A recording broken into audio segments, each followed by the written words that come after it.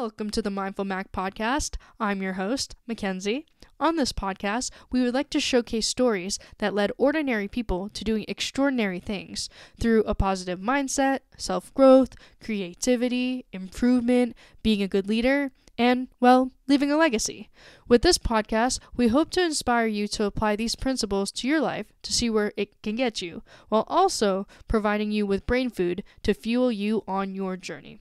As a side note, I want to apologize for not uploading last week. I got sick and was diagnosed with peripheral vertigo, so that was fun. And now I'm just basically trying to get back into the world. Anyways, in today's episode, we have my good friend William Parks here with us to share his story. Question number 1, for the people that are new to you, explain what you do, what you don't do. Here we go. What I do and don't do. I'd say this, the list of what I don't do is going to be much longer than the list of things that I do. So anybody who doesn't know me, my name is William Parks. I'm a cybersecurity professional and an avid enthusiast of fitness and podcasting and a bunch of other random stuff. Honestly, I'm just a very well-rounded individual, I guess. But so anyway, I work in cybersecurity as a penetration tester, which no, it's not like the name sounds. I was going to say. Yeah. We test security of computers and devices for organizations and companies. What kind of devices? Oh, you're really going down this path. You started it. Okay, that's fair. But so essentially I do that for work and it's super fun. I have a whole lot of passion built up behind it and really kind of grew that passion from college. Actually, before I got to college, really, but we'll get into that here in a minute. So thoroughly enjoy doing that. I have podcasts in cybersecurity. I also have a podcast with a couple other of my close friends from college, and we just talk about really anything and everything that you probably won't hear on a different podcast. That's true. Kind of a lot of the unsaid things that men deal with or feel like they have to deal with, and we just essentially talk about them live and we just discuss things like that. So hopefully it helps people and they can take a quick little tidbit away and just apply that to their life. So that's a little bit about me. I just want to kind of shout this out. We'll talk about it later. If you're wondering, because I've heard, we've talked about this. If you wonder what guys talk about when they're just catching up, check out the podcast. Small Talk Sunday on Instagram. Small Talk Sunday. I'll link it in the description. No, I appreciate it. We don't have it on Spotify or any of those major platforms yet. Right now it's just Instagram or YouTube. But we will get there. Yeah, yet is the big key word, right? So we have everything else is in the works. And my other podcasts that I run, which are Hacker Hub and then a podcast for my organization that I work for. Those both are on multiple different platforms. So again, Hacker Hub or LBMC Cybersecurity Sense. But since we have the 4 dudes on this podcast and we really just got started, by the time this episode is released, we'll probably have it on Spotify, I would imagine. Yeah, it's a good podcast. I'll watch it while I do cardio. And you're hyping us up. She's hyping us up, everybody. We appreciate it. I only hype up. Do great. I only hype up good content. That's it. Like-minded people. That's exactly what this is. So here we are. Look, hey, you came to me about this podcast idea, and I was all over it because, for me, one of the things that Mackenzie and I we were talking a little bit before we recorded today is that. We like to surround ourselves with like-minded people or people that have goals and they're ambitious and, things you want to go do. Right. And so This is a podcast. Whenever I heard that she sent me the idea for it, that, hey, I bring on people who work in different areas. We ask them roughly the same questions, but we try and understand how do they think? How does this question apply to you and your industry? And how could you take that and translate that into someone else's life? Right. Exactly. And so that's the dream, man. That's the dream, because your answer, as you'll hear for our listeners throughout the episodes, I may ask the same questions, but it's completely different. And just because I asked them these questions, I challenge you to ask yourself these questions. True. And I think a really big thing, as I texted you yesterday, I'm reading Start With Why by Simon Sinek. I think is his last name. Yeah. Yep. And he talks about, and I've realized for me personally, and I can probably see the pattern for everybody else that's in the same community, is like, if you don't have a purpose, like people will ask you, how do you stay so motivated? And it's not how, because for me, it's why do I stay motivated? Because motivation it's not a feeling, it's a purpose. And when you don't have that why and that purpose, you're not gonna have motivation. You can watch as many Right. reels on motivation as you want, or podcasts, YouTube videos, but if you don't have your own personal why, you'll feel lost, and that's where you're like, oh man, I just don't know. Or going to the gym, it's like, why do you want to go to the gym? Well, I want to go to the gym to support my health, or to be better, or to physically look better. Whatever your purpose is, pick up girls, have big Right. calves, whatever you want to do. If you don't have a purpose, you're not going, you're not doing those things. Right. And like that's so true, Mackenzie. That Simon Sinek, if you guys are not aware of him or any of the stuff that he does, he also has a bunch of TED Talks and a bunch of talks all over YouTube too. And I've listened to quite a few of them and read the book called Leaders Eat Last. I'll read that This one. this man is brilliant, guys. If you want to learn something about leadership or just how we work, his content is amazing. The stuff he puts out is really, really good. And knowing the why behind the reasoning that you're doing things is one of the most, if not the most important reason for doing things in and of themselves. Because motivation itself, you can have your motivational podcasts and things. Motivation comes and goes. It's not a steady thing. It's not a steady state. You won't It's a always be feeling. motivated. Yeah. Yeah. It's just like everything else. Or it doesn't have to be a feeling. It's really the why. And so he actually talks about. I have my notes on the sticky note right up here at my Yeah. desk. He talks about, like, start with the why. Once you got your why, move into the how. You're gonna do that, and then start moving into the what. What are you gonna do in order to achieve that? Because most people. Not trying to expose the book here, by the way, but it's a good book. You should check it out. Most people start with the what, the how, then the why. But whenever you lose that why, because it's at the kind of end of your thoughts, you're gonna be super lost. You're gonna be like, I want to go to the gym, but I don't have motivation. Then you got to go back to the why. There you go. So super super good Full stuff. circle. Yeah, full circle, full Full circle. circle right there. So now that we kind of know a little bit about Will, I was wondering, what's your journey? How do you get from, where you were as a kid, high school, college, university, being where you are today? Well, that's a great question, Mackenzie. All right, guys, we're going to go on the throwback train here really fast. So, all through my life, I was that kid who, whenever Xbox came out, super long. I don't even know when that happened. I'm itty bitty. Like, I think 360? yeah, not before the 360, like the original one. I was that kid that would take Oh, things okay. apart. I would take Okay. things apart in the house, and like I would just take things apart and put them back together. And I think at some Ta-da. point I kind of irked my parents a little bit, like Christopher, like my dad, and they're like, we need to like put him in something else. So they're like, okay, hey, Jim, have you heard of software development? And I was like, no, but that sounds interesting because I could build software, put it together, take it apart, do whatever I can, right? And so I kind of began to have this passion that grew within software development, and that started in high school. And I was able to find, luckily, I got very lucky. I had an internship in high school that was software development. And so I did that for a couple of years and then found out that honestly, I really enjoy breaking the code rather than making it, just like I enjoyed taking things apart and putting them back together. And sometimes they never got put back together. Oh no. So then I then redirected to cybersecurity. And so specifically within cybersecurity, because that's a very broad term, hacking is the best term that I can essentially say. It's exactly what it is.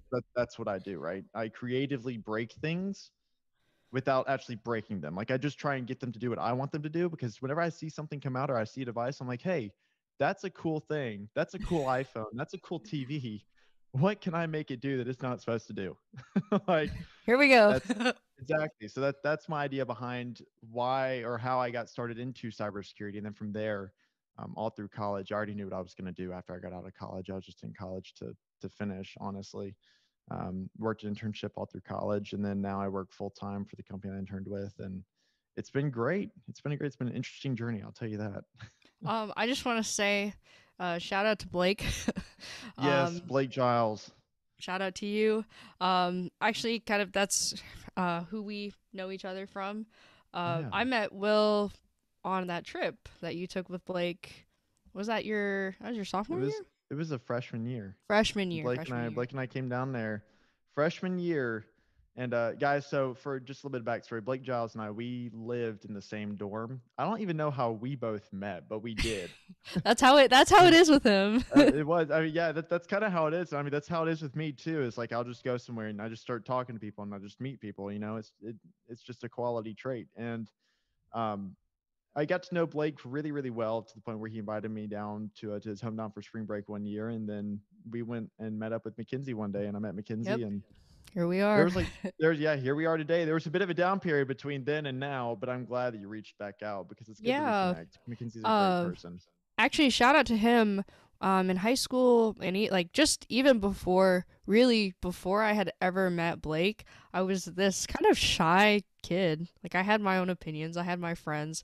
um but if you know Blake, so shout out to him, and as you do, he's a talker, can be a talker, very Man, he outgoing. can. um and I remember a lot of the time, because of him, he really pulled me out of my shell. We like he put me in a lot of uncomfortable situations, like socially, where sometimes he'd be like, "Hey, we're all gonna go meet my youth group," or, "Hey, we're all gonna go meet some of my family." Then he would leave me there by myself. And so I would be like, he would be like, "Don't be the," not pushing me in that sense or like shaming me, but it was just like, go talk to them. Like, Right, go make friends. right. And Like so they're nice for people. yeah, it's just like, there's a lot of great people out there, and if you're a little on the shyer, antisocial side, push outside of your boundary. Go talk to so and so. Go like the first couple times it was really intimidating, but after a while, like we went to one of his or yeah, I went with his mom to one of his track meets, and then Blake was like, "Hey, I got to go run my event. Hang out with so and so." And I was like, "Okay, I don't even know who so and so is." Like, he'd be This like, "Oh, go is hang out yeah. with Stephanie, or whoever," and I'd be like, "I don't know who Stephanie is." So I would just walk into the group like, "Hey, who's Stephanie? Blake sent me this way, to come hang out." And because of him, like, I really pushed that boundary, and now, as everybody knows me now where I am, I went from living in a small town to being in the city. There's not a place that nobody doesn't know who I am. Like, Right, and that's all because of him, because he pushed me and he challenged me to be a more social, outgoing person. So, Blake, right. shout out to you. Well, Mackenzie, just like you were, right? In high school, I would consider myself. I mean, I was talkative, but I was definitely more on the introverted side. I'm an extroverted introvert. So like I'm sitting here Same. and I can talk with you and like we're doing great, but at some point during the day to day, my switch is going to flip and I'm gonna have to just like You stop. time. Like Yeah. it's just me time, right? Exactly. So like, going to college, Blake was definitely a big portion of that for me because that was whenever I kind of got out of my shell too. And I had met Blake and He does that. I met a lot of people whenever we moved in there because our dorm I think our dorm was the most social dorm on campus. But it's it really is true, like Mackenzie's saying, and she's so right, is that to get out of your shell, you just gotta start doing stuff. And you can't I'm not saying you can't because obviously this is a natural fear or a natural worry, but like try not to let the worry of bugging someone or that someone will be mean to you like knock you down. If someone's 100%. mean to you, if someone's royally mean to you whenever you go up and you just say hey, that I mean, I'm gonna be honest with you, you shouldn't even talk to them. I mean, just like cut them out. Like there Yeah. there's no point in being around that person, honestly. 'Cause most people are not gonna do that. I'm gonna be real. Um, but there are so many people that you can meet, and there's so many people that you never know how they could help you in your life or how you could help them because that's just what people do. That's true. And I think just another shout out to Blake. I think he's gonna listen to this. Well, we're gonna Oh, have to link Blake, him. Blake, Shout out. enjoy, enjoy the podcast. I don't even I haven't talked to him in a while, so Blake, if you're listening, shout out to you. But this might be a surprise for him. We hope you enjoy it, Blake. Will's getting all cool with the We're sound having fun. effects. We're having fun over here. I'm just gonna ask you. I guess we'll see if we cover this or not. You can just respond, or we can move forward. It's whatever. What inspired you to start your Hacker Hub podcast? Perfect. That's a good question. So, Hacker Hub actually originally started when I was in school still. Okay. And it was my sophomore year, end of my actually I think it was beginning of my junior year of college, and COVID had kind of happened. Yeah, actually, COVID happened that spring break prior to junior year, and Okay. we all were, locked down. Nobody could go really do anything. That's true. Um, and I was at home, and I was like, you know what? I've always watched people streaming. I've always watched people, make cybersecurity content. I don't feel like there's a whole lot of us out there, and this is something I really enjoy. So I was like, well, I'm going to start making something. And hopefully, it just, you know, hopefully we have fun with it. You And know, so, what I really like about that, I think, as we talked about prior to hitting the record button, is that a lot of people think that by doing whatever, like, I feel like the people that you put on a pedestal, you think it's just like, oh, they're so great, blah blah blah. But it like you have to start somewhere, right, and we're just ordinary people, and that's exactly what the podcast. That was a kind of a pillar of the podcast. Is like we're just ordinary people that pushed ourselves. We, came outside of our or pushed ourselves past our boundary or our comfort zone or whatever you want to kind of take to become where we are now. Um, right. and I love there's going to be in another episode. Shout out to Odell. Um, you could have just been another college, university graduate that did a job and just went for it. But I love that you thought outside of the box and you're like, no, I'm going to be more than what I can be. And you push yourself and shout, check out his content. Shout out to Will. Appreciate it. It's, it became more something that was, I started this group or so I started on Twitch. And if you guys are not familiar with what Twitch is a streaming platform where you can just go live and talk. You can do whatever you want to do. Primarily, it was built around gaming. And Okay. so I hopped on there and I started cybersecurity stuff, right? There were not many of us. And so as I was doing that, there were a few people that reached out to me that had been doing the same thing. And we kind of banded together and started forming this community. And we essentially together built the community on the platform. The thing is like these guys had already built up a massive following. They reached out to me like, hey, we see what you're doing. We want you to be part of it. So I joined this group of guys and together we built up a little community. Granted, like after I was doing this for a couple of years, like I stopped. So a lot of my following fell away, which is okay. I don't really care about that. I'm just caring that, Ratchet's making an impact. I'm super proud of these guys for continuing onward because it really grew the platform and the area on the channel to or on the platform. The subcategory on the platform, the cybersecurity subcategory, there you go, to what it is today. And so now I'm back on Twitch again after 2 years of like not doing it.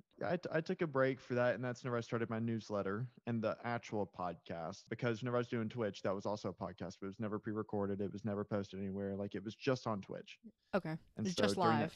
yeah, it was just live. And Gotcha. so during that time, whenever I stopped, that's whenever I started doing all the pre-recorded stuff, and I started learning about, oh well, how do I do all these sound effects, and how do I start to apply filters to the voice to make it sound like you can't hear the background noise, and how do I write a newsletter and publish that weekly and make sure that I can get that content out to people, right?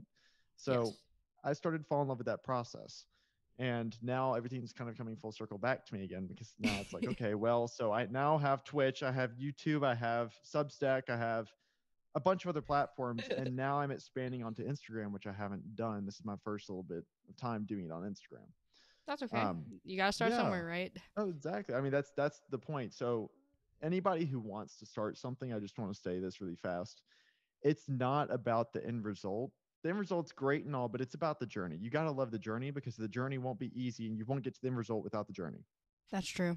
If you only want the The end learning result, curve. you're going to quit. You're going to quit. You're not going to make it. There's Um, in that Boss Talk podcast I was telling you about, he they talk about there's like kind of this concept. It's like we always know how to make or what we want to see the A to Z moves, but it's the A to B, the B to C moves that move us toward that end goal. And without right. those steps in between, it's like you're not going to get to Z. As much as you dream and hope, and if you don't put yourself out there, and putting yourself out there doesn't have to be on the internet. It could just be, just as we talked about with Blake, just going a little bit outside of your comfort zone so that Right. you learn and you grow from whatever you want to kind of move into. Exactly.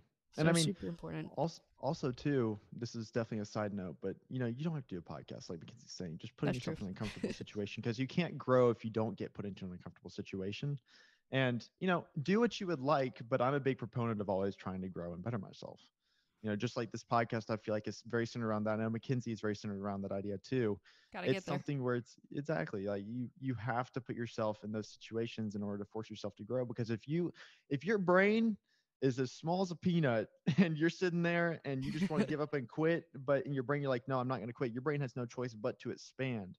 You got to stop doing, or you got to start doing things you've never done before, because to get somewhere you want to be, you got to do stuff you've never done. It's You've true. got to do it. Now I kind of just want to move into the other podcast. Will has a podcast called Small Talk Sunday that just started, that we've kind of talked about. I just want to ask, at what point did like you, JB, Jared, Jack decide that you were gonna start doing this? Was there a moment? Honestly, because a lot of my outlets are cybersecurity focused. Like like you guys have heard, I have 3 podcasts. I have a bunch of different stuff that's going on that's all cybersecurity related. I wanted an outlet that wasn't technical, wasn't requiring me to think of, oh, let's talk about computers today. Like, no, I just want something where I can just be real with some of my friends and just enjoy that and enjoy the company and enjoy the conversation. Hopefully, because these are guys that I'm super close with, and I have been ever since I met them in college. And, we all 4 of us are very real with one another. We're not the kind of guys that are just like brushing things off. Like if we see something wrong, like we call each other out on it. It's a very real friendship.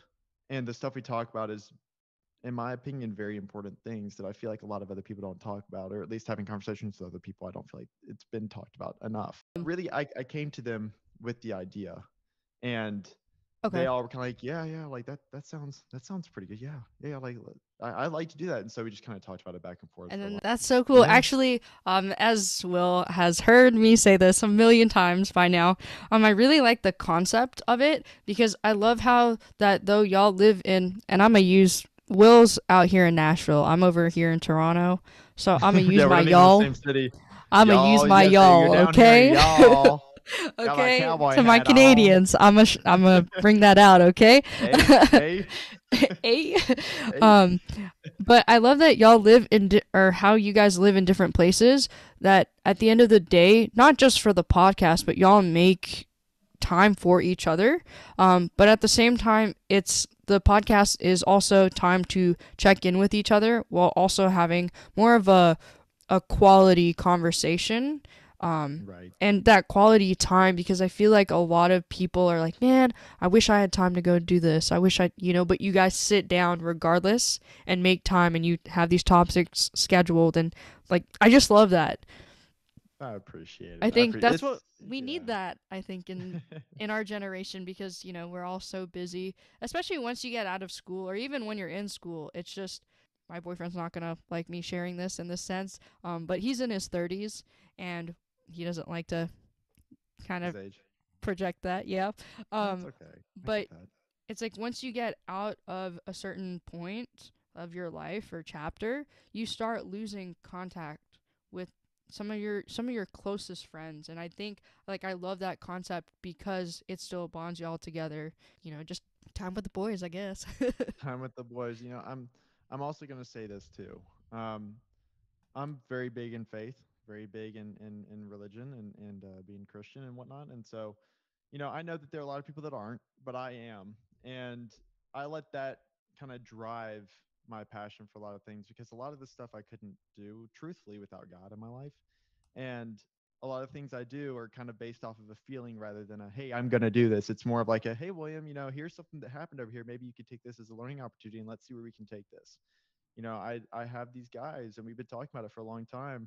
And I just, something happened the other day where it allowed me to be able to do this. And here we are, we're doing it. We've made a commitment. It's going to happen. And all thanks to God, we make sure it happens every week. And, just super thankful for all the opportunities that have kind of come out, especially with you reaching out to me, Mackenzie. Like I'm Yeah. very thankful that you did that and that you did reach out, because it's been a long time. Mind you, I think the last time we talked, 2018. Yeah, it's been years. Like It's been a long a time. minute. And So actually, when yeah. I reached out to you, the funny part was, because I follow Will on Instagram because we have that mutual friend with Blake, and Blake. Blake, uh, and I remember because like Instagram saves all of your previous conversations. And I remember once I sent like my little outreach to you, I looked at our conversation and it was during the I time want to see. it was during the time that Gymshark just blew up. So all we talked about was Gymshark. Really? Fitness. Yeah, you can go look. I'm about to go look right now. And I was like, man, this was so long ago. You know, like I blinked and it was 2023, you know? Oh my gosh, you're not kidding. Oh my gosh, that was so long ago. And it's like, have you seen the Gymshark launch? Oh, did you see the men's like leggings? We just talked about. This is very much so a conversation we would have too. It really was. It really was. And it's funny, still till this day, even though so much time has passed, it's interesting because those kind of pillars for us of, you know, self-growth and kind of moving forward are still part of us today, regardless of the time, which is just really interesting. I don't know if you and I think there's there may have been pictures like we replied to where it was like, oh, I just got my Gymshark package. Yeah, no, it's true. And I mean, I think a lot of that too, Mackenzie, is a testament to the people you surround yourself with. It's true. You know, just like those three other guys on the podcast, you know, JB, Jared, and Jack. You know, I choose to surround myself with people that are gonna, you know, take me to new places, that challenge me constantly, that really push me to be a better version of myself. Especially even talking like with my Bible study group, like they're the same way. I had a Bible study 2 nights ago, and we had deep conversation about stuff like that too. And you know, it really is. It's a testament to you. Yeah. Actually, I want to move into our next topic. We kind of just talked about relationships. What I love about going back to the podcast, is that it's like that maintaining the relationship, but just by listening to the first episode, I haven't gotten to the second one yet. I could tell that the relationships you guys have and like who you surround yourself with personally, Will, they're people of substance. Not people of substances like that, but they're people of substance in the sense of not only can you have those superficial conversations of like, oh, you know, I talked about this with Esther, as I call my creative director. Shout out to her. Do we really know what that means? No, but I just give her that title. Yeah, you gotta find out along the way. But I think it's super important to have people of substance in your life, because when you don't have people of substance in your life, you surround yourself with people that just have superficial conversations. But I'm like, for me personally, I am tired of being in relationships that bring little to no value to me, or the ones that people that I'm constantly chasing. And when I say relationships, I mean friendships, I mean mentorships, I mean, you know, just relationships in general. This can also apply to romantic relationships. It's true. It's 100% true. Being in relationships, like sometimes it's like, oh, well, there's potential there. And just because there's potential doesn't mean you can have potential but never tap into it. Yep. You know? Yeah. And it's just like, just because that doesn't mean that that's what that will become. Because I've been in a lot of one-sided relationships where I'm like, man, I am trying to pour into you, but I know like this could be good for both of us, or this could just be good for you. But then those people never text you back, or they say like, hey, sorry, oh, there's always something else to do. But, you know, I guess for me just ranting, I'm tired of trying to convince you that I could be valuable to you. Being the key word, that potential. And I guess for me, I'm kind of tired of, and I'm not just tired, but I stopped trying to convince people of kind of my worth and also the vision that I had for the relationship. Like, I kind of just recently did a mental check-in, and I'm just looking for people of substance. And for me, what that looks like is a relationship, kind of like how me and Will have, where it's symbiotic, where he feeds off of me, I feed off of him, as in energy, mindset, legacy. If there's a kid, because I work with a lot of high school kids, and if I know a conversation that I have with a kid, or even just a younger kid, or even just someone that's older than me, if I know with whatever comes out of my mouth and the content of the conversation, if I know they feed off of that energy, I'm going to still maintain that relationship. You watch the first episode of Will's podcast for Small Talk Sunday, all of those guys are, including yourself, are people of substance. You like just the Appreciate it. conversation is so genuine, and I'm like, man, I need like, I need that. As genuine as it is, we've all had our ups and downs, just like everybody does, and I think it's also important to highlight too that because some people are superficial doesn't mean that like that can never happen. Um, there are definitely different kinds of personalities, and I Yes. only say this because I was that person for a point in time where I would always say, "Oh yeah, let's hang out," and then it would never happen. And still, sometimes I am, um, but mainly that's more so because of my social battery, just because I don't have a huge battery. Yeah, I don't like going out and hanging out a whole lot. Like I can do it only for so long. Like we were talking about earlier, like whenever my light switch flips off, I'm done. Yeah. Um, but that's something that I've worked a lot on the past couple of years, and something I'm really trying to fix right now because I'm just rekindling a bunch of relationships at this moment. Like I just had lunch with another one of my really good friends, Robert. As hard as it seems, the substance thing, you do need to surround yourself with people with substance. I understand that can come from, actually hanging out with someone, or actually, if someone continually blows you off, like understand too, That there's a one-sidedness. yeah, there's a fine line between the two. And I will say, I personally, like, I always make an attempt to hang out or to spend time with you. If we say we're going to do it, we're going to do it. Same. I keep my word as much as I possibly can. Now that's one quality trait that I have always kind of tried to work on and always done, is to be that person where if you need me, like, I'll be there. If you need to call me, I'm there to answer. Like, and my phone, like, at nighttime, my phone goes on do not disturb, so I don't get disturbed at night. But a lot of my really good friends are in my favorites list. So if they ever call me at night, it'll go straight through and I'll be that person. I can listen. Like, I'm always there for you if you need something. Granted, if I wake up, I'm there. If I don't wake up, then I'm not. Sorry. But Oops.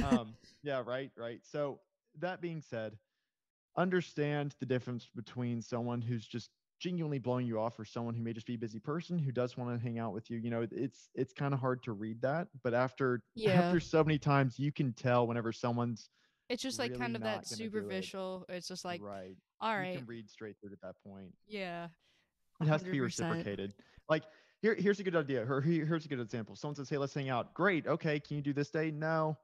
And then it just ends. That's not very productive. But if someone says like, "No, I can do that day," but hey, let me look at my calendar. Okay, how does Tuesday work for you? And actually set something up and send something back to you. Hey, let's lock Yeah, this in. That's what you're looking for. And that's how you cultivate a relationship. Now, whether or not they're a quality person, you find out over the course of time. exactly. Actually, I'm gonna move into kind of the next point. It's not really a question, but Okay. I think for me too, um, I'm I'm pretty cautious about who I keep around in my life, because personally, in every area of my life, I like having quality over quantity, and I think that's really important. I had a lot of people actually, whenever I brought up the idea of the podcast, that I thought they were quality people or of substance people. But then, and I could have known them for a long time. Some of them I did, some of them I didn't. And I'm like, mind you, whenever I reached out to Will to do the podcast, to do his episode, the energy that you radiated from Nashville, I was like, these are the people I want to surround myself with. 100%. I was like, I remember I was in the kitchen, right, and we were doing like voice texts over Instagram DMs, and my sound was all the way up, and you scared everybody that was eating at the Oh, table. sorry, family. Didn't mean to. So it was super funny, but at the same time, it's just like, if you don't match that energy, I don't know, man. But I had a lot of people that were like, well, why would someone want to waste their time listening to your podcast? Like, and dead ass, like, that's what they would say to me verbatim. Or I'd be like, Wow. that's really hard to grow. Or like, I'm not really sure. Are you sure about this? And I want to surround myself with people that are like, that are the complete opposite. It's like 100%. What do you got to do? They're asking me, what do you have to do to make those A to B moves, right? How you get Right. like to your Z, or if you're Canadian, to your Z. Um, I say that differently here. And it's just like, it's so crucial to surround yourself with those like-minded people, and just to surround yourself with those people that are going to challenge you every single day. And we all have friends that have different qualities. Shout out to Esther. again, to my creative director. Like, she goes through a lot with her health, but she pushes me to be like, man, I'm grateful and I'm lucky that I have my health. But at the same time, how can I help her whenever she's down? Or at the same time, like, how do you stay so strong regardless of the health that you have? And I, Right. she's a reminder for me every day because I live with her, but also as, my best friend. Like, how do you do that? Um, Right. Looking through my notes right now. Very good. Yeah, we got through that. Okay, number 3. Can All you walk right. us? We talk a lot, by the way. Yes, we do. um, We talked for a full hour before we even started recording this. So the problem, I blame talk a lot. full circle. I blame Blake. We blame Blake. Blake, you're the root cause and reason for all of this. You're the evil Good or man behind bad. the curtain. No, Blake, we love um, you. we do. Could you walk us through a day in a life? Man, How a does day in the life. What does that look like? I just pulled up my schedule right now so I can walk you literally through a day in Here the we life. go. So I wake up at 5 a.m. every day. This is Central Standard Time for anybody who's curious. Not that it really matters, but so I have morning devotional. So I wake up for an hour. I dedicate the first hour of my day to the Lord, to praying for other people, making sure everybody's taken care of, and reading the Bible, getting into the Word. Then at 6 a.m., I then start my day with the Hacker Hub podcast stuff. So I work on recording a podcast, generating any kind of content that I want to put out that day or at least the next week. And then I start, after that takes up a bit of time, honestly. That's for an hour. And then the next hour I spend with real estate, learning how I can get my foot in the door, who I need to talk to, building my network, trying to get my foot in the area there because that's something else I want to delve into. And that's something I've been looking at for a while. So then after that, at 8 a.m., then I start work. I know, right? So work starts at 8, goes all the way through until 4. And honestly, that's a full work day for me. Like that's spent just purely on hacking things and just having fun doing that. 4 to 5. I'm saying it goes till 4. That's actually it's very fluid. Like there are quite a few times where I'll work longer than that. It's not just within those. I usually never work shorter than that. Sometimes I do, but not very often. Wreck-It Ralph. Wreck-It Ralph, exactly. So then from 4 to 6 is whenever I go work out. Spend 2 hours in the gym because just as awesome and as fun as it is to be working on the computer and doing stuff all day, especially in cybersecurity, because I'm not active, I'm a very firm believer in staying, physically fit. Not that you have to be shredded or anything, but just do something that gets your heart pumping because there's so many different health benefits as far as endorphin release and even just furthermore, like, yeah, just go for a walk. I mean, you can essentially fight off diabetes, you can fight off heart disease. Like there are a bunch of things you can proactively do to prevent all those things from happening. So we go do our workout, and then after that, then I have YouTube/Instagram editing time for videos, for reels, chopping that stuff up, and then I have a planning session for my next day and just get out a to-do list and just write some stuff down that I want to knock out the next day. So it's like I constantly am staying driven, and I know where I want to go. It's just knocking out the small goals along the way. And that's typically what happens there. And then whenever I have people that want to hang out or like all throughout this week, I have time where I'm going to meeting up with people. Like today, I'm having dinner with another buddy to kind of coach him through cybersecurity and how to get started in that. So, I mean, that's in general, that's the day of the life from a schedule point, but just like you would expect, things shift around whenever you have other people to reach out to and you go and have lunch or spend time with friends, because that's also very important too. Socializing is a very important thing because you can't just sit here by yourself. You will get depressed, and that is not a good thing. That's true. That's not what this podcast is about. Exactly. We're about the hustle, but also about keeping things very well balanced. I'm just curious, Yeah. just because I've been reading that book by Simon Sinek. Are you an Apple, Android? What kind of person are you? So I've actually bounced back and forth. I've been okay. I've been to both sides. Right now I'm Apple. Mainly because Android got to be really, really insecure. Oh no. Android's really, really bad, and Apple's not really any better, but it's a little bit better and looks nicer than Android does at the moment. Fight But us. I have no hate for either one. I like both of them, truthfully. I like how customizable Android is because, I mean, I'm a tech guy. That's my crew right there. I only have Apple just because, honestly, FaceTime, whenever I was in like in a relationship, like it's super helpful to just have FaceTime. You can just That's pop it true. up there. Because I always did it through Snapchat, and it was so finicky. Why? It was so finicky. It was horrible. Oh no, you So can't even I share did your screen. no, I did that for 2 years, and so now it's like I've got the iPhone, and I like it. I like it. I can't complain too much. Just, So I was curious. I'm all yeah. Apple, Well, so I mean, well, Apple did a great. Let me just tell you this: Apple has done an amazing job at the green and blue bubbles and the thoughts behind it. Did you know that if you were to turn off the colors on your iPhone, the dopamine effect that it has on you immediately decreases? Like immediately, because the vast majority of the reason why iPhones and phones are so addicting is just the color science that's behind it. It's insane. well, reading that book, he talks a lot about Apple. Um, Does but he? yeah, it was so John, my boyfriend's read it, and he was like, just warning, and it's good because like I'm an Apple person, but I feel like that would be hard if you're an Android person to read a book that all they do is like put Apple on a pedestal. Yeah, um, that would be tough. yeah. But I think it's really interesting because they are very innovative about it's as the books kind of talks about, which I believe, I don't know if I firmly believe, but it's a lot of the concepts that they come up with, that move them forward. And then you'll see they might release something and then the rest of the other companies follow, and you're like, but it's pushing. That's exactly what we were talking about earlier. It's pushing that boundary. It's being a dreamer, having a vision for what you want to do.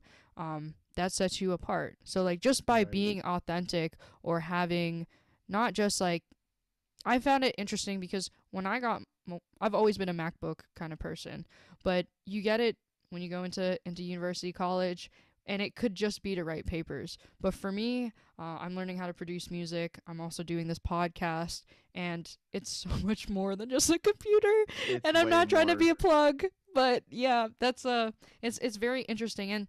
And two, at the end of the day, like as we talk about, our podcast could just be in black and white. They're just audio. They're just Yep. literal waves of our voice, but it's the content, it's how you are, how authentic you are with your content that, it makes it more than that. And as I kind of talk about to a lot of the young people that I do not mentor, but, kind of just chat with, like a book is just words. It's just signs and letters on a page. But if you read it and you apply it, it's like it could be so much more, A you know? roadmap. And I kind of want to go into this too, that it's really what the power you put into it. So if you want it to just be a book on the shelf collecting dust, you just want it solely as a decoration in your house. All right, that's all it will ever be. But if you, and the key word you, move that forward, then it can be so much more than that. I'm actually gonna pull up a quote real quick. Shout out to Jamal, who used to work at Good Life but doesn't work at Good Life anymore. Let me see if I can find this. And I had this conversation. Actually, let me see if I could just find it in my Canva. Super important quote, and it used to be something. It was a decorate. When you go to the gym and they just have like motivational quotes. Oh, of course. In mine, it has trust the process, and then Okay. there's another one like in big text up on the side. It's on my. Actually, no, it's not. I was supposed to say it's on my Instagram, but it's not. Um. It's a lie. So actually, kind of going into the story of how I met Jamal. You don't know Jamal, but he's just a guy that used to work at Good Life. Not just a guy, but that was where he was before. He was working front desk, and I actually asked him. I said, "Hey man, can you tell me what the words on the wall right behind you? Well, it wasn't right, but it was like basically behind him. What what the quote says, and you don't have to verbatim tell me, but I'm challenging you to see if you actually know what it says, like what the gist of it is." And he was like, "Honest to God, I've never looked at that wall." And I'm like, "But you're in here all the time because you work here, right?" And he's like, Right. "Yeah, and I was like, "Okay, let me read them to you," because to me they were just words on the wall. When I do cardio, like the ellipticals are face and the treadmills are faced toward that wall. Um, and I remember I walked in one day, one of the first days I started working out there, and I was like, "Oh, great, that's another gym with a motivational quote." Let's read what it says. And it says, exercise may be the breakthrough that leads you, keyword you, to go beyond limitations in any area of your life that you choose. Then at the bottom it says, choose to become one of the unlimited. And when I read it out to Jamal, I was like, yeah, that's what it says. And he's like, honestly, I never read it. Never read it, yeah. And it just became, words on a wall. It didn't mean anything. And I was like, and once I got past the point of looking at it as just words on the wall, and I truly sat down, like, I made a poster. It's on my vision board with the quote on the wall of from Good Life that had that, and I really took it to heart, and that's also kind of a concept, an idea that is here. That's what started the podcast, and it's just like, if you choose to do this, it's your choice. So as this podcast represents, it's your choice to be a better version of yourself. You choose who you surround yourself with. You choose whether to have people of substance to be in your life. And it's really just the power of you. It's really up to you. Nobody's just going to hand it to you, and we live in a time where a lot of people think that that's what's going to happen. It's just not what happens. It's just not, your life, think of your life as a piece of paper, and you hold the pen to it. You can choose when you want to start writing your life, but until then, I mean, you can do what you want to do, but if you really, really, really want to go far, you got to start writing. Time to make sure the pen has ink, time to make sure that it's going to write, and then just go to town. And I think kind of since we're around this time of the whole New Year's resolution, the gyms are packed, the difference is everybody that goes to the gym knows that's a thing, right? That it's always that New Year's rush. But most of the people that are in the New Year's rush, very few stick around. Yep. And everybody knows that. It's a fact if you go to the gym consistently. And it's just like, what I don't understand, why wait until New Year's? If it's November and if it's July and why not start now? It's like, stop procrastinating. Yeah, that's the thing that I hear a lot about, and honestly I agree, is like, you're learning about it, you're like, I want to do it, but I don't, I'm just gonna wait for this day to do it. And it's like, honestly, unless it's something you're trying to time, like a market and some other kind of decision, like for buying a house or whatever, exactly, just do it. It's a process. So here's the thing, whenever you start with the gym, the biggest thing the gym will teach you in life is delayed gratification. Do you think that people want to go to the gym and think they're going to be shredded in about a week? No, nobody's shredded in a week. That's just not how it works. And that's not part of the process. If you can teach yourself to stick with something through, like all the way through. And by the way, for working out, I don't think there really is ever a through, because once you start to actually enjoy it, you just kind of get addicted to it. So it's true.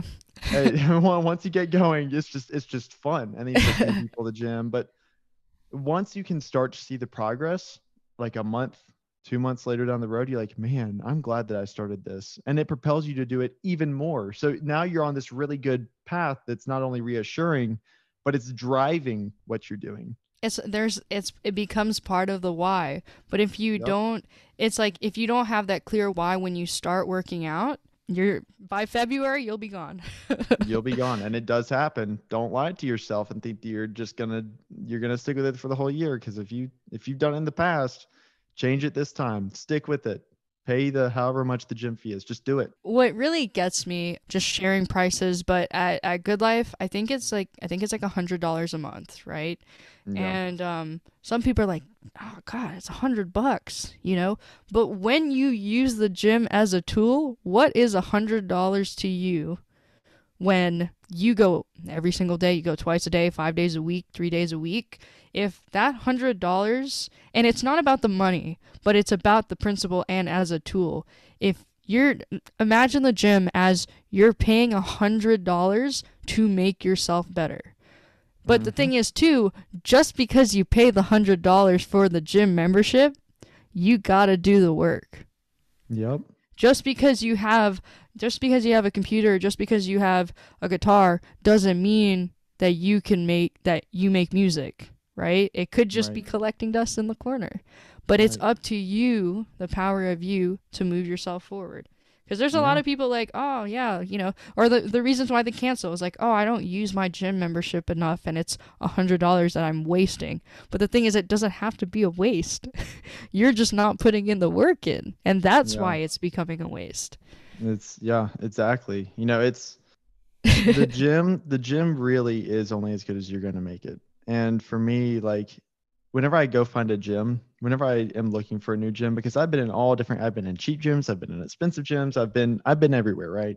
Obviously, I'm not gonna lie, I don't enjoy paying for an expensive gym because it hurts. But at the end of the day, I know it's an investment in me, and that's the best investment you can ever make in your whole life is an It's investment in you. it's true. I I think mean, too, just going back to like, yeah, cheap gyms and expensive gyms, and also just surrounding yourself with who you want to be surrounded by.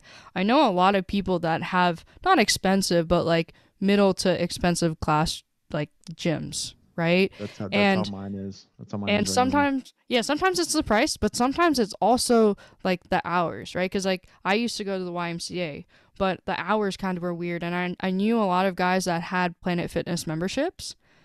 And the thing is, when you go to Planet, those are, when once you're at a certain level, you go to Planet and you're like, oh, I don't really want to be here because either the alarm's going to go off. The lunk alarm. That's fair. Or it's like, there's just, the demographics not what you're looking for and you're upset because that's what you're surrounding yourself with. But Right. at the same time, you get to a point where that doesn't even bother you anymore. The gym is a gym and you do with what you got. So you Right. don't have to have the most fancy equipment. You don't have to have the best plates or deadlift platform to start lifting weights. Or you don't have to have the best barbells or dumbbells to start working out. Like you just got to start somewhere, but it's really about surrounding yourself. I know I'm going to shout out to Wendy real quick. Um Wendy's like my stature, right? Just a little bit taller, obviously a little bit more leaner. But her deadlift's like 405 My goodness. and she actually goes by or at least I don't know if she's changed it, Wonder Woman at the gym because she like 405, some people That's can't even, and impressive. she's That's you know impressive.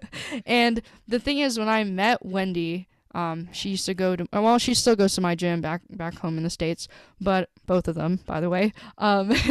She, like, that's who I want to surround myself with. Like that makes me want to deadlift not just more, but she's so committed to the gym. Like those are the people I want in my Right. circle. Right. It's humbling.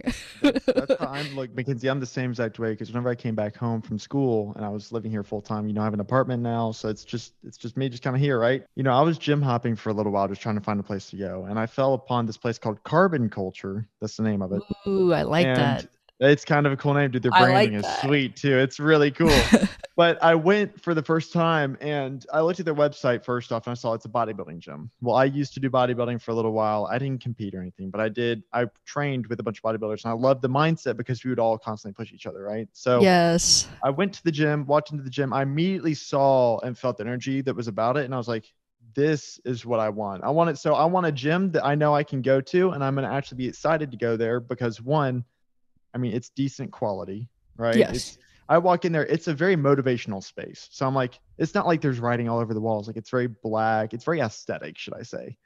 But two, the kinds of people that are in there. You walk in there and you see people that are motivated, that are working out. There's no like there is talking, but it's not like 30 minutes on a machine, hogging up a machine, talking about, oh, let's go to the barbecue this weekend. It's like everybody's focused, everybody has a goal, and those are the people I want to surround myself with. So ever since I joined that gym, it's been an astronomical difference, and I've gotten really close to the owner, or not the owner, but like the GM and a bunch of other people in there. I met a lot that are of people there. in there, a lot of You high know, quality people that are there. kind of just like on that topic too, it's sometimes for me, like now I just like I meet people, I I try to meet people to make myself accountable to get to where I want to be, whether that's at school, at lecture, making friends at, or if that's just going to the gym. But I think there are days, this journey that we're on, there we're not saying we're perfect, but the thing is there will be days where you do not feel like doing it. Oh, totally. And the Oh hardest yeah. part will be physically going to the gym. But Yep. if you're in that community and you've reached out, you've made friends, some days like you get there and they're the ones that are lifting you up. You know, they're like you just get to the gym and that's the energy. It's like, man, you're not even gonna you didn't even want to come today. And some days it's like that possibly that day you did not want to go to the gym and you were not quote unquote motivated. That might be a day that you hit a PR. And there's not Yep. I've never gone to the gym where I didn't want to go and regretted it in the sense of like self growth. Your muscles you might be a little sore, but there's never a time where you regret going to the gym, not just to better yourself and your health, but just to know that you showed up. Not just some days it's like showing up for you is not, it might not be enough, but showing up for those people that keep you accountable is like, you don't know who. There's another quote we have for us for Good Life. There's a girls section within the gym and it's Right. connected to the girls' locker room. And on the just because I read my quotes and I take them to heart, on the gym it says, "You do not know." I don't know if this is verbatim, but it's the gist is you do not know who's watching or who you'll inspire, Yep. That's and so true.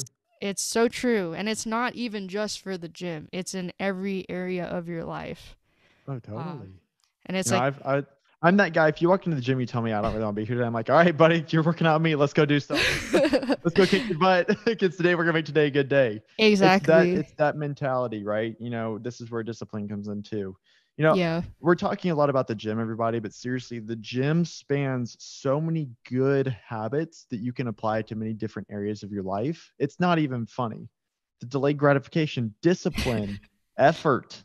You Yeah, know, it's accountability. you're right, accountability. And I mean, the discipline aspect of it, you know, I'm gonna tell you right now, I can't even tell you how many days where I don't want to go to the gym, but I make myself go to the gym because I know that after I do it for 10 minutes, I'm gonna be in it and I'm actually gonna enjoy it. And then you will never regret a workout unless you actually really hurt yourself. But I mean, After you leg won't day.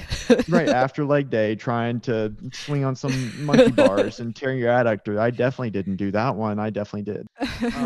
It's something where whenever you're bettering yourself, you don't ever regret it. Whether or not you want to go, You that's never just a do. here and now thing. And this goes back to motivation too. You're not always gonna be motivated to go, but when those that wake up and they do it, they're a beast. If you want to be a beast, you want to make a wave in the world, you just got to do it. Do what the beasts do. You know, actually, there's going back to Boss Talk. I just listened to the Boss Talk podcast. For those of you that are looking for a podcast, go look for that. It's on Patreon. And yes, you have to pay for it. It's $5 a month, but that's less than Starbucks if you go often, like me. Um, and they talked about you want to operate in the future. You want to be okay. Your reality in your present self, that's your reality because that's where you're at, right? But if you operate in your future tense for your future self in that reality, then you'll be what you imagine yourself to be in the future. But if you keep operating in the reality of yourself and you don't go to the gym or you don't do what you're supposed to do or that you want to do to excel yourself, that's going to be your reality. But that thing Yep. is like it doesn't have to be your reality. You have the pen as Will said for your life. You get to write that story and it's really up to you whether or not you want to either stay stagnant or complacent or if you're going to move forward and challenge yourself. Right. Okay. Here is now we're on the random developmental questions. All righty. All righty. Who are you thankful for? Why are you thankful for them? Who am I thankful for? Why am I okay? How many people do I need to list? I've got Who way too many to list right now. whoever has impacted you in the last week. Let's go with that. Last week. It's Thursday. That's Thursday. I honestly, probably I'd say, I mean, this is the most stereotypical answer, but seriously, my parents, you know, I'm at a point in my life right now where there's a lot of change kind of happening and there's a lot going on and they've been the most support of my parents. And then also those three other guys I do the podcast with, both of like all of those people. And one other guy, Braden, he's not on the podcast, but we're going to have it on as yes. Shout out to and him. Phil and Philip too. See, I'm going to start going on the whole list. There's so many people I'm thankful for that have been like, I constantly am talking to people. And so I'm always having these people in my life, but I probably would say for the most part, my parents, just because they've always kind of been there whenever I need them. and they always provide really good, wise, impactful discussion whenever I really need it most, or if there's something I don't want to hear that I need to hear, I can either hear that from them or I hear it from my friends. So it's, again, like we were talking about, surrounding yourself with people that really care about you. Those guys I was telling you guys about, that's my core group right there. And Robert, Robert, shout out to Robert. Everybody's getting a shout out today. The reason why I have so many people to shout out is just because those are the people I surround myself with. And that's why I have a lot of people to kind of list. Again, I can keep on going down the list, but those are kind of the core people right there. Just that friend group, my parents, my brother, honestly, all of them. Well, you built a community, so there's going to be a lot of them, but that's what you want. So like sometimes you just start with, maybe for me, it's like my significant other, a couple friends, and then you just have people you're like, oh yeah, I remember about them. Like, the thing is that I tell people, it's the roles that you play that you decide, you dictate how you're going to impact other people. So for me as a swim coach, like, it's super important. Like, my kids know, hey, if something's happening, like, we have a relationship in the sense of you can talk to me, and I'm not just saying, hey, my door's open. Like, they know a little bit about me and some of my hobbies. I know a little bit about them. So there's a relationship there. And it's really those roles that you fill that Will and I were talking about earlier. For a reputation, you can either have a positive reputation or a negative one, but you dictate how other people see you or feel around you, or kind of how you impact them. And you've built this community, which is amazing, and I encourage everybody to build a community for themselves, whether that's build in a the tribe, fitness people. Yeah, build tribe. A tribe. It's more impactful and helpful than you think. Once you have a tribe, or you have one person that then becomes two people, that then becomes three people, you then realize how important it is to have those people. For sure. If you're curious about where to find them, just start talking to random people you've never met. Don't go through the people that you already know. Meet new people, because that's what's happened to me this past couple weeks. I've already met a few new people I have never talked to in my life. And I was like, hey, man, I've seen you around here before. What's your name? And then we just start talking. That is my conversation starter. Yeah, that's how it works. It's the easiest way. That's a good one. Yeah. Next question. What is your biggest fear? Okay, we talked about this earlier. I have got no idea. Mackenzie said that someone else had a really good one, and I agreed with it, but I'm trying to think of something different. And honestly, can I just say what was my biggest fear? Sure. Whenever I started all this stuff, was like, I'm starting to pump out things that I say about cybersecurity. And like, one of the biggest things that scared me was like, well, I'm going to say something wrong. I'm going to tell people, I'm over here, I'm this professional, and like, I'm just saying wrong things. And so something I kind of got over very quickly is like, well, if you think you're worried about being wrong, why don't you focus on just being right? Put forth the work and actually learn what we're talking about. Because the thing is, I knew a lot about it. I just didn't have a whole lot of trust in myself that I knew what I was talking about. I know it, and I can definitely show it, but it's just like, whenever I start talking about it, it's like, am I saying this wrong? Like, am I formatting this wrong? And it's just like, I'd start to overthink. And the more that I've talked about it, the more that I've done this, the more I'm comfortable being like, you know what? I know what I'm talking about. And if I say something wrong, I'm not afraid to admit I was wrong, and we'll go back and we'll fix it. Like, that's just how it is, Yeah, I think that pride. Yeah, that's hard. That's hard for a lot of people. Pride and the judgment. I definitely, judgment scared me, and now it's like I really could care less what anybody thinks about me. I read a book called The Subtle Art of Not Giving a. Oh, Mark Manson. F word. That, and that book. Actually, if you're worried about what others think about you, because that was something for me for a while, not recently, but a while ago, that book can teach you so many skills and things of just don't care what anyone else thinks about you. Just do you, and those who are in your life are the ones that actually care to be in your life. And if they don't, they can leave. You don't need them. They're bad people. They're not bad people necessarily, but they're just not fit for you right now. There's nothing wrong with them. Yeah. I'm going to skip one question and I'll go back to it, but because we're on the topic of books, what are your top 3 favorite books? So funny enough too, I didn't even say this earlier, I'm dyslexic. So really, I'm actually not a massive reader. So most of my books that I read are usually going to be like not self-help, but like self-growth. self-growth. Yeah. So Yeah, like me too. the Simon Sinek books, like those books have really attracted me. Now I'm on to Rich Dad Poor Dad stuff. So if you guys know who is it Robert Kiyosaki, something like that? Yeah. Actually, Yeah. I talked about it. Ryan Rudder talked about it in his episode. Really? Yeah. So Yeah. I'm reading some of his stuff right now. I just finished Rich Dad Poor Dad. Now I'm on to, gosh, I don't even remember what the name of the book is now. I literally just started. I got it a few days ago. So there are a lot of books that I read, but not any that necessarily. I don't know. Being dyslexic, like I can read now, and I don't have a hard time with reading or writing. For me, it's Yeah. the comprehension aspect of things. So it's like I'll read something and I'll look at the whole page and I'm like, what did I just read? What did that page say? I'll be like, now I have to read over it again, right? So Yeah. honestly, any kind of self-help stuff is what I like to go towards. So Leaders Eat Last, great book by Simon Sinek. You've been talking Uh, about that for a while.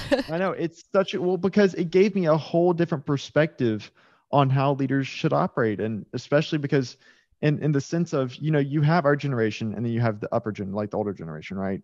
Yeah. Now, the biggest divide that we have and the biggest issue in our country right now, and I think probably globally, really, is that our generations don't understand one another because they're so vastly different. Our generation is a much more emotional generation. We're very quick to things. Like the older For generation is sure. much more patient, and it's how do you bridge the gap between those two key pivotal things?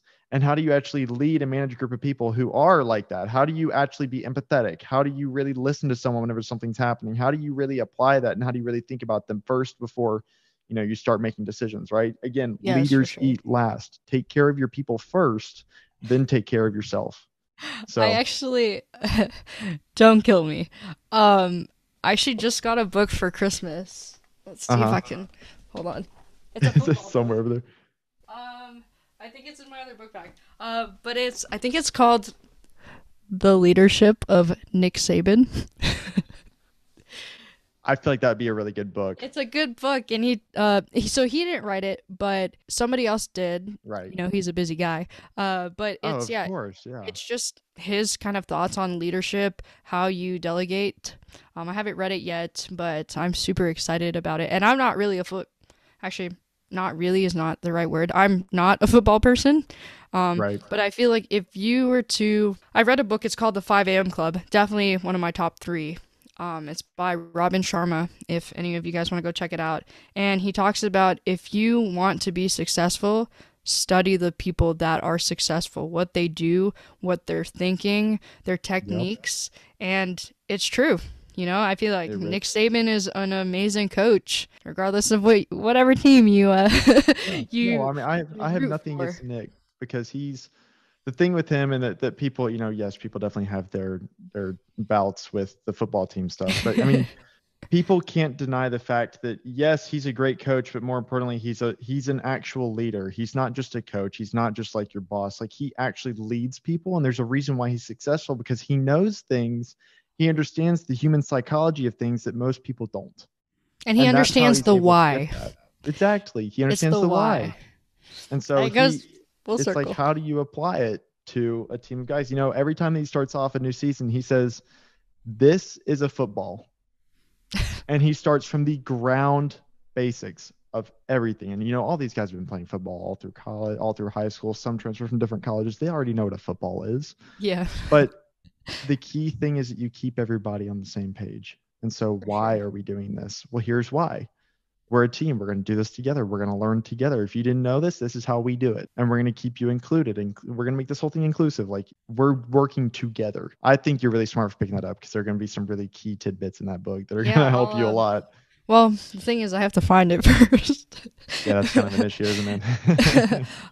Another thing that I just want to say, since we're on the topic of books and reading, I like that despite you being dyslexic or past tense, whatever. Yeah, I guess formally. Yeah. I guess Well, now it's just comprehension issues now. That's about it. yeah.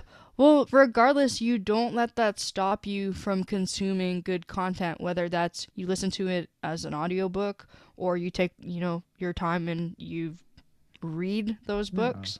And it's just like, yeah, here's the obstacle. Oh, well, let me go into another book. Here's the Yeah. obstacle, but that's the way. You just I don't have know to if do you've it. That's read the thing. You just have that to one. do it. Have you read that one? Which one? It's called The Obstacle is the Way, Ryan Holiday. No, I No. haven't. I No, but it have sounds it. like a book I would read though. Yeah, go check it out. And Yeah. so it's just so kind of how I got into reading, just a short story. I knew a guy from the gym that went to CrossFit. But I like he's actually a rescue swimmer. I don't think he wants me to shout him out, so I'm not gonna say his name. But if he's listening, you Okay. know who you are. He likes to say it low key, and I completely respect that. I swear to you, he is the one of the most disciplined, badass people that I've ever met. And I remember it was like in our friend group, we wanted to go bowling after the gym, and you were like, okay, yeah, you want to, like, we asked him, like, would you want to go with us? And he's like, I actually have to read a little bit of my book before I'll let myself go out. I was like, man, it's a Friday night. Come on, Right. man. Yeah. I'm Yeah. like, and it took me a while, but when I realized it was that self-discipline that he was like, this is important to me. These are my boundaries. These are my goals, and I gotta achieve them first before I can go have fun. And some of the books that he was reading, some of it he read, some of it was audio, but like when you went to his apartment, whenever we all hung out, he would just have a bookshelf, and he'd be like, I read this one, this one, this one, this, and they're books that are like, 4, 5, 600 pages They're long. I'm like, huge. Yeah. Yeah. yeah, I'm like, man, and it really started to motivate me. And I challenge our listeners. Everybody knows, okay, not everybody, but you learn how to read at a young age. And that's a superpower that you get to unlock. You already have it. So why Right. not use it as a tool, kind of like your gym membership, to move you forward, to fuel you? Right. And if you can't Uh, read, just go to an audiobook. You can do it. Look, take it from me. You can do it. Take it from somebody that's done it. There are many ways to do it. There's no excuse to not do it. Unless they just don't offer an audiobook, then I guess ask them, hey, are you guys gonna make an audiobook for this? Make an But audiobook honestly, for yeah. it. Make an Make a audiobook. way. You have no other choice. But I mean, honestly, like Mackenzie's saying, there are ways to do it. You can do it. You can read. You don't even have to read. Just listen. That's true. You need to do your own research, and once you start doing your own research and reading your own stuff, you're gonna unlock a whole different world. That's true. What's the next question? I was gonna skip to, what is one thing that you do every day that makes you uncomfortable but helps you grow? Like, what do you do to challenge yourself, basically? I guess more so the uncomfortable thing for me is not something I necessarily do every day, but more so every week. Okay. Is right now reaching out to people in a real estate network that I've never met before, because I don't know anything. I literally know nothing about the industry. I mean, I know stuff about it now because I've been really working on that. But every time that I come upon somebody that knows something on it, like I just had a meeting with some people a couple days ago about financial advice for investing in real estate. I've never had a meeting with anybody like that before. So like I had that yesterday. And I'm not saying that's what you all need to do, but that's what I'm doing right now because that's what I want to do. And I see myself going into real estate at some point, and I need to get my ducks in a row and figure out, okay, here's what I need to have done. Here's how I need to think about this. And I have a plan. I have a why. I have a whole game plan of how I'm going to get there. And this is the end result that I want to achieve. Now I just got to do it. Right. And Yeah, so we that's the gotta uncomfortable part. you have to put in the work. Exactly. You know? Exactly. And just have to meet with people, talk with people, learn. Uncomfortableness for me right now is not knowing things. And I'm talking to people that know a lot. Gotcha. So I gotta send you Ryan Rudder's way. please do, man. Please do. We're meeting with a lot of people right now. I like So, that. Yes. Next question. This is the one. Will has my notes, by the way, so that's why he's wondering which one we're on. Yes. What I'm is your cheating. favorite piece of advice? Quotes? Favorite piece of advice. What is your motto? That might help. What is my motto? I'm going to be honest. I haven't actually thought about a motto. Like I have a saying. Actually, it's on my keys. Hold on, let me go get it because I can't. actually think Go of it grab now. your keys. I'm going to go grab my keys really fast. Guys, I found my book. I found my book. Oh, you got your book? I found my book. It was in my bag. It's Let's called The go. Leadership Secrets of Nick Saban by John Talty. Talty. Talty. Okay. I'll send it to you. Yeah, please do. Please do. So let me just go ahead and preface this before I actually say it. They're on my car keys right now. I used to have them. It's a dog tag. I used to have it around my neck all the time. I then got a different necklace right now. I have a cross. So I I'd just rather got with like a puka you shell do. necklace. There's nothing wrong with that. I mean, I got the cross because it's, pretty given right now why I have a Yeah. cross, right? So this is a statement that's kind of got me through a lot of hard times in my life, and I've been to some very low points in times, and that was a long time ago, but it's something that kind of got me through, and I'd love to say it's a Bible verse. This one isn't a Bible verse. This one is actually just a saying that I saw somewhere, and it says, "Life won't be easy, but it will always be worth it." Man. Whenever you're going through life, understand, and this ties into so many different things, especially with religion. God places obstacles in your life for a reason. It won't be easy, but the things you go through that aren't easy are what make other things better. To get somewhere, like I said earlier, to get somewhere you've never been, you have to do some stuff you've never done, and that's I got not a quote. easy to do. You got a quote? I got a quote. It's also shout out to Boss Talk podcast. Everything that you go through is preparing you for what you asked for. Yep, exactly. And that's kind of that. That's just what it is. That's definitely a motto of mine that I have on here. And honestly, I'm trying to find a Bible verse so I can change that to or add to that. So that's something I've had with me for years and years. That's why I have it on my car keys, because I don't have it on my necklace, and I still want it with me wherever I go, because those keys go with me everywhere. And I guess my favorite piece of advice is just do your best. You only have one life, and if you have a desire to do something, granted it be like a rational desire, not something crazy, understand none of that is impossible. You may have other fears and things that are stopping you from doing it, but don't let that stop you. There's no need to let that stop you, because frankly, you only have one life, and you never know what it could be until you start trying. Yeah, you just gotta go for it. Can't remember if this was just a little bit. I don't know if this was before or after we met, but when I was still in the States, I actually got into a car accident. Really? Yeah, and I did a couple 360s. Not like I didn't like rotate where my car flipped up and down, but it rotated like sideways. Yeah. And it's insane because as we're on the topic of everything that we are, what happened was there was like tire debris that was on the road, and it was just drizzling. And I was actually on my way to the gym to go hang out at the gym to work out, but hang out. Right, yeah. But it was early, so nobody was at the gym yet. It was like 4:30. Everyone usually gets there at 5, 6, 7. In the morning, you said? No, God, no. I was like, my goodness, that's early.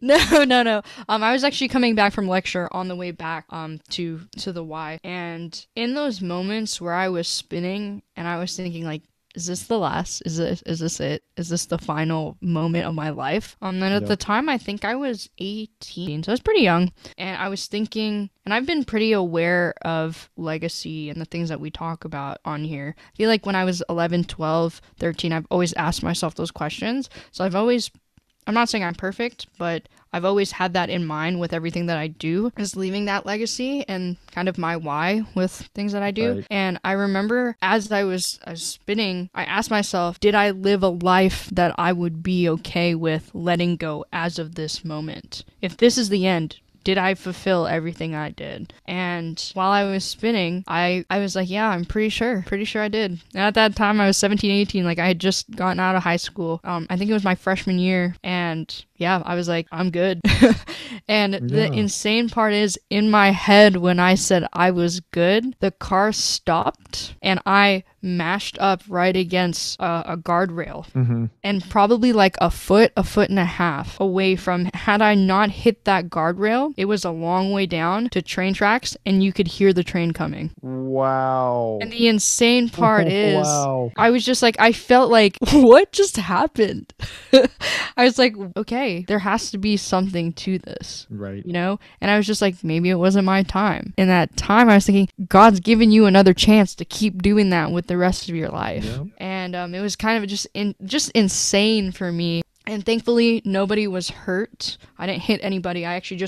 I ended up on the wrong side, like on the little lane next to the guardrail, looking at the other side of traffic. Like, so I was backwards in that sense. And had I not hit at the moment that I did, I remember right when I hit, I just saw this red Ford F-150 just like through the interstate. So had it happened half a second to a second, 2 seconds, like very few seconds apart, I would have been T'd. And God knows like where I would have been. That changed my life. Right. I was in an accident. I'm sorry that happened, by the way. Were you okay? Were you okay after that? Did you have to go to the hospital at all? So, long story short, I had a lot of free time, and and I babysat a lot for free because I had nothing else to do. That's like a whole Yeah. other story. And during the time that I was recovering was actually the semester I was supposed to transfer up over to the University of Toronto. But if I had not been babysitting with the person that I had been babysitting with, I would never have met my boyfriend. Really? Yeah. So Isn't it funny? God works in mysterious ways. yeah, he really does. He really So does. I mean, that's the thing.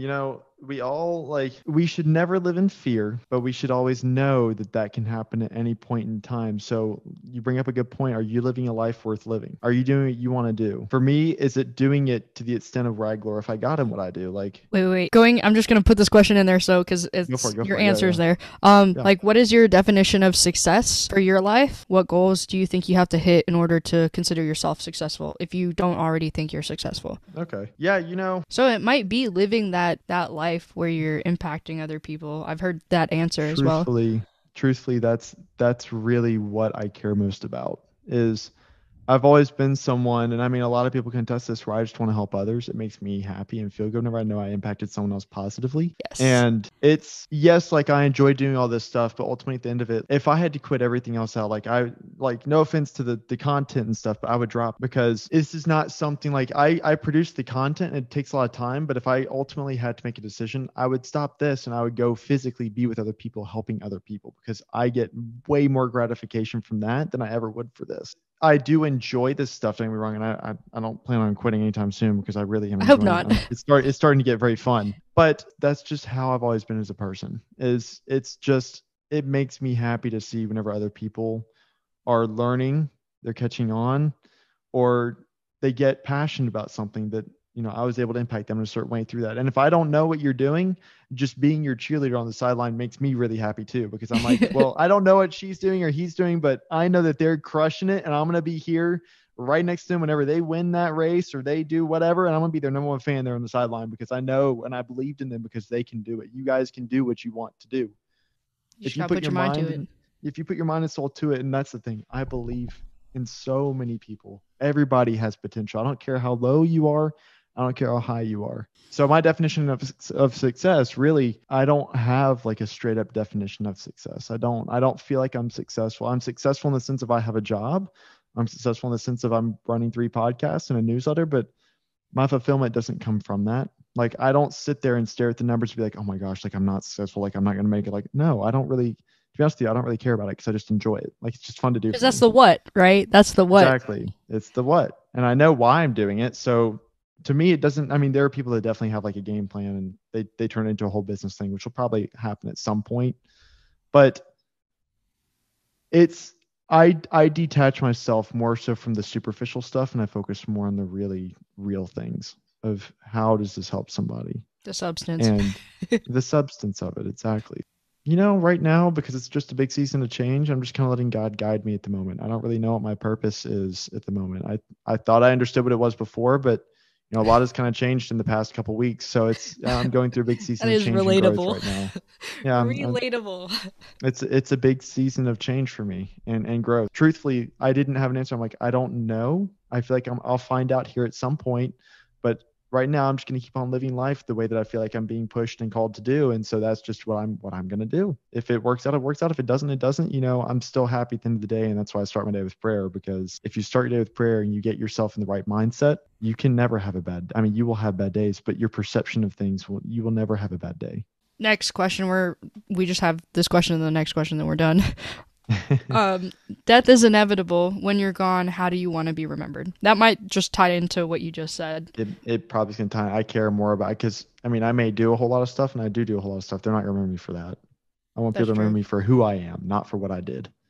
Actually, there's a quote, and it said, "The fingerprints don't fade from the lives that you touch." Yep. Because people will always remember what you did for them, not in the sense of like how you made them feel, right? And kind of just being there for them, whether you made them feel crappy or whatever your reputation is. In my opinion, that's how I feel about it, and I fully agree with that quote. I think that's a perfect quote. Gotcha. We have one last question. Any advice? Question. Any advice for the people that want to start doing what you do, whether that's cybersecurity, content creation, following Christ? For doing what I do, I give one for each. Okay. For cybersecurity, I'm going to be honest. I'm self-taught in cybersecurity. I learned a lot of my stuff through YouTube and another place called Hack the Box and Try Hack Me. If you want to get into pen testing or hacking, I would definitely recommend checking out those 3 places: YouTube, Hack the Box, and Try Hack Me. They will teach you so much. If you want a good YouTuber, go to IPSEC, IPPSEC. He's great about showing you how to do things, and he explains everything he does too. So you can just watch a lot of those videos and just try and learn, pick up the concepts. And that's after you have like a core idea of what computing stuff is. So for cybersecurity, that's that. For podcasting, just start. Start. That's start. I had no idea what I was doing. You just come up with an idea, put a reason behind why you're going to do that thing that you have the idea for, and just do it. There's never a better time than now. And I think that's true with everything, really. You don't have to wait till New Year's. Right, exactly. Lastly, but following Christ, I don't think that you're ever too late for that. It's never too early or too late. Well, actually, I will say this. I do think there is a too late, but I don't think there's never too early. Like too late would be 2 seconds before you're about to die. Because I mean, you're dead. You lived a life full of not following him, right? You know, if you're interested or intrigued being Christian or looking into the Bible, probably my favorite book, actually, I would just open it up and honestly start reading it. If that's a little bit daunting to you, there's an app called YouVersion, I think it is. There's probably also a podcast about it somewhere.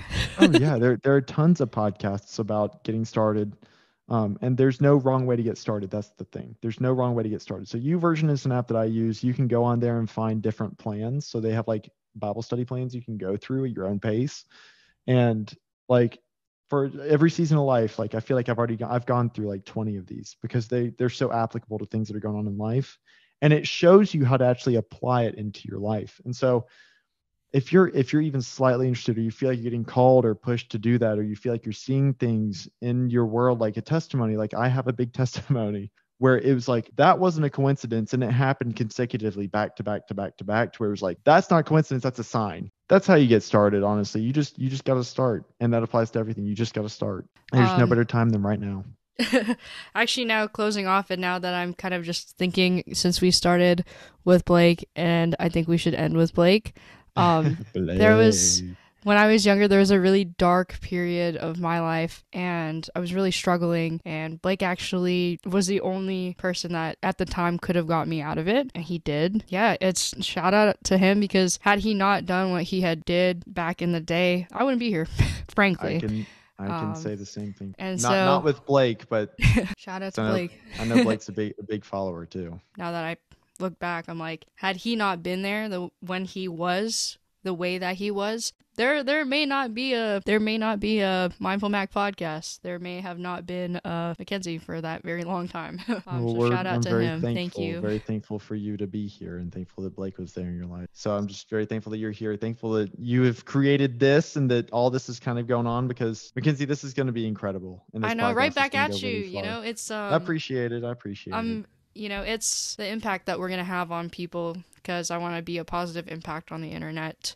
So We're not sure where this, who's going to be listening, but we hope that if you are listening, that this helps you in some way in your journey to wherever you're going. But I'm going to do my outro. This is my first time doing my outro. I have my notes. Let's go. But don't forget to stay mindful, because being mindful can help build the best version of yourself. Thank you for listening in, and don't forget to hit follow or subscribe on whichever platform you're using. It really helps us grow our community, as we just spent all that time talking about community. Oh yeah. Yeah, see what I did there? I like it. And we'll catch you in the next one. Go forth and prosper.